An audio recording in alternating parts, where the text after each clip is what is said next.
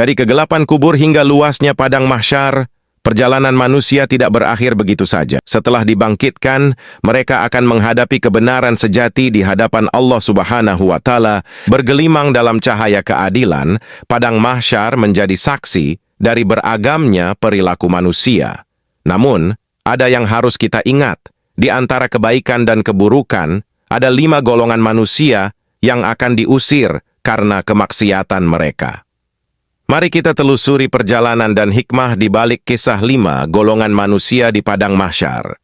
Golongan pertama adalah manusia yang suka mengadu domba.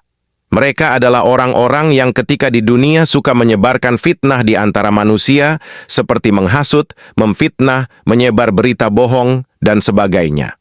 Mereka akan diserupakan wajahnya seperti monyet dan diusir dari padang mahsyar.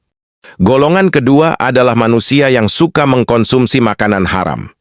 Mereka adalah orang-orang yang ketika di dunia suka makan harta haram dan merampas hak orang lain, seperti korupsi, riba, judi, mencuri, dan sebagainya. Mereka akan diserupakan seperti babi dan diusir dari padang mahsyar. Golongan ketiga adalah manusia yang suka berdusta atau bersilah lidah. Mereka adalah orang-orang yang ketika di dunia suka berdusta atau bersilah lidah, seperti berbohong, menipu, mengingkari janji, mengkhianati amanah, dan sebagainya.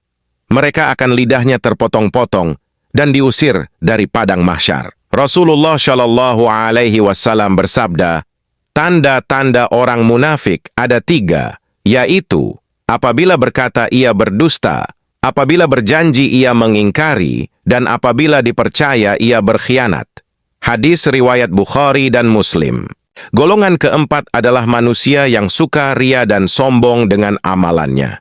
Mereka adalah orang-orang yang ketika di dunia suka ria dan sombong dengan amalannya, seperti merasa paling benar, paling suci, paling mulia, dan sebagainya. Mereka akan bisu, tuli, dan tidak berakal dan diusir dari padang mahsyar. Allah Subhanahu wa Ta'ala berfirman, maka janganlah kamu mengagumi dirimu sendiri. Sesungguhnya Allah lebih mengetahui siapa yang bertakwa di antara kamu. Quran Surat An-Najm 32. Golongan kelima adalah manusia yang antara lidah dan perilaku berlainan. Mereka adalah orang-orang yang ketika di dunia antara lidah dan perilaku berlainan, seperti ulama dan hakim yang kata-katanya berlawanan dengan perbuatannya, munafik yang mengaku beriman tetapi berbuat maksiat, dan sebagainya. Mereka akan mengunyah-ngunyah lidahnya sendiri yang menjulur sampai ke dada dan diusir dari padang mahsyar.